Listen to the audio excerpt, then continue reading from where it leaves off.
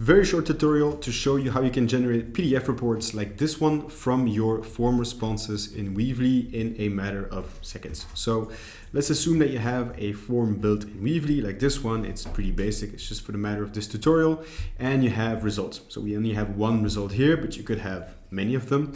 Now, in most cases, you want to download this as PDF, where every PDF is an overview of all the responses that you got, structured and nicely laid out. So in your results, you just press the download PDF button, and this will generate you a zip on the fly. And then when you unzip and check what you have, every form submission will look like this. So essentially, every question and every answer is provided. And if there are signatures or file uploads, you also get a preview of that. So if you have multiple responses, so if you have 50 or 100 responses, the zip will be slightly larger, but you have 100 PDFs, each having the form when it's been submitted, the date, timestamp, and of course all of the data that's contained in it.